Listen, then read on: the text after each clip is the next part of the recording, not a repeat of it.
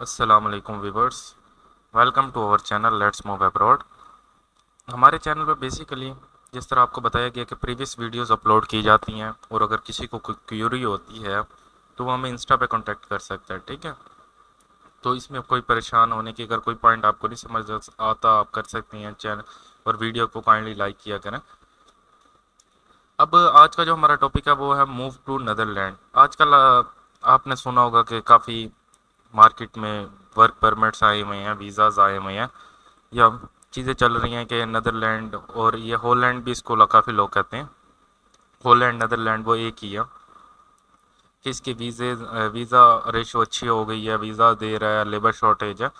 तो उसी चीज़ पे हम आज वीडियोस बनाएंगे कि कौन कौन सी रिक्वायरमेंट्स हैं और क्या क्या चीज़ें हैं। अब जो बेसिकली आपको हमारे स्टार्टअप का पता है कि हम पहले क्वेश्चंस लिखते हैं, फिर बारी बारी सारी चीज़ों को एक्सप्लोर करते हैं। ठीक है, अब सबसे पहले तो मैं आप लोगों को ये बताता चलूँ, ये शेंगन का जोन है और ये अपने बॉर्डर शेयर करता है बेल्जियम और जर्मनी के साथ। ठीक है, और एम्स्टर्डम इसका कैपिटल है और यहाँ भी करेंसी यूरो चलती है मैक्सिमम। आज जो हमारा पहला क्वेश्चन है, how many ways to move Netherlands. Netherlands जाने के तीन तरीके हैं, एक तो आप स्टडी पे जा सकते हैं, वर्क परमिट पे जा सकते हैं, ठीक है, और विजिट पे। लेकिन विजिट पे ये है कि विजिट के बाद आपको वापस आना पड़ेगा। ठीक है, इसका कोई इसका रास्ता नहीं होता जिस तरह पोर्चुगल में होता है, आप रुक जाते हैं, ठीक है, इनलीगल हो गए, फाइल लॉक कर दी। इसमें जो बेस्ट वे होता है कि वो है आप वर्क पे जाएं, ठीक है, या स्टडी पे जाएं। वर्क पे जाना इसलिए बेनिफिट है कि आपको वीज़ा मिलता है, जाते सारा डायरेक्ट जॉब कर सकते हैं। टोटल कॉस्ट और ड्यूरेशन कितनी है, अब पहला क्वेश्चन हमारा है कि टोटल कॉस्ट और ड्यूरेशन कितनी है। तो वो मैं आपको कंप्यूटर की स्क्रीन पर दिखाता हूँ कि इसकी जो टोटल कॉस्ट है ना, ठीक है, वो ये कॉस्ट है। अब ये आप कहेंगे कि 25,000, ये असल में ये यूरो के साथ ना चेंज होती रहती है अमाउंट, लेकिन ये फिक्स यूरो में ये है। जो जिस टाइम पे आप अप्लाई करेंगे जो जो यूरो का रेट होगा, कन्वर्जन रेट, वो मिलेगा।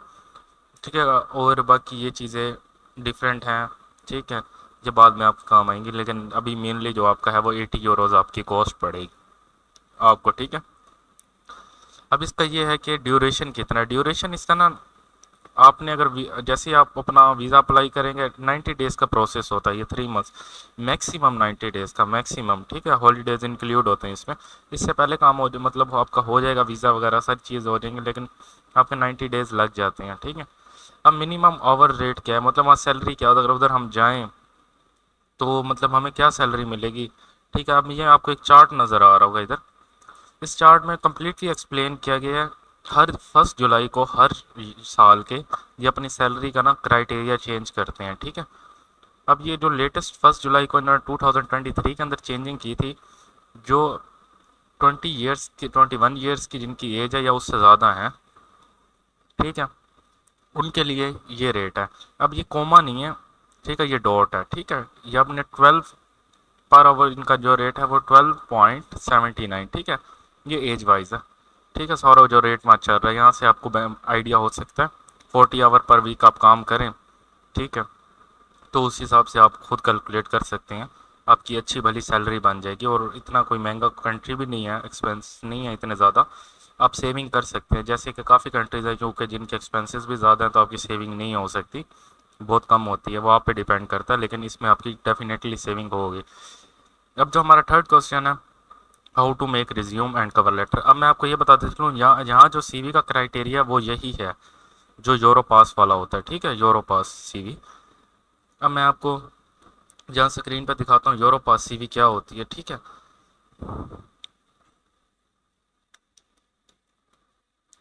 ठीक है, अब ये यूरो पास होती है। अब ये डिफरेंट वेबसाइट आप यहाँ से बना सकते हैं सीवी, ठीक है, अपनी कवर लेटर और ये।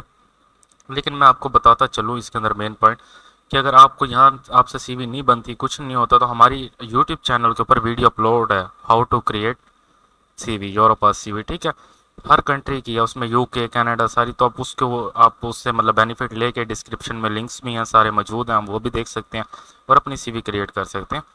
अब आ जाते हैं हम अपने मेन क्वेश्चन पे। अब ये कंट्री, ठीक है, इसके अंदर काफ़ी सारी प्रोफेशंस हैं, डिफरेंट प्रोफेशंस में जॉब हैं, लेकिन जो डिमांडेड है, मतलब जिसमें आपको ज़्यादा चांसेस है जॉब लगना। अब काफ़ी लोग कहते हैं हम अप्लाई करते हैं, हमारी जॉब नहीं आती, हमें रिस्पॉन्स नहीं आता। वो रिस्पॉन्स इस वजह से नहीं आता कि जब आप अपनी सीवी और रिज्यूम ही ठीक नहीं बनाएंगे, ठीक है। आपका जो 90% चांसेस होते हैं रिप्लाई के वो होते हैं रिज्यूम और कवर लेटर पे। अब आप मुझे एक बात बताएं खुद कि आपके रिज्यूम और कवर लेटर उन्हें समझ ही नहीं आएगी तो वो साइड पे रख देंगे, उनके पास एप्लीकेशन बहुत ज़्यादा होती हैं। ठीक है, तो ऐसी चीज़ बनाएं जो कि अट्रैक्ट करे, ठीक है, वो उनको पढ़ने पे मजबूर करे। तो वो योर पास सीवी ही होती है, ठीक है। और आपकी जो अंदर फोटोग्राफ लगी होती है वो आप कोई शादी या इस जगह की ना लगाएं, ठीक है, उससे अवॉइड करें। एक जाके किसी भी स्टूडियो पे अच्छी तस्वीर लेके प्रोफेशनल और वो लगवाएं, ठीक है। सीवी के ऊपर काफ़ी लोगों की लगी होती है, शादी के अंदर खड़े हैं, तस्वीर है, मेकअप किया हुआ है, ये वाली चीज़ें नहीं होती, साइड पोज है, स्ट्रेट आपका हो फेस और उसमें हो, ठीक है। अब ये भी आपको समझ आ गई वाइट बैकग्राउंड में। अब आ जाते हैं डिमांडेड प्रोफेशंस। ये पूरी लिस्ट है, आप इसका स्क्रीनशॉट ले सकते हैं, ठीक है।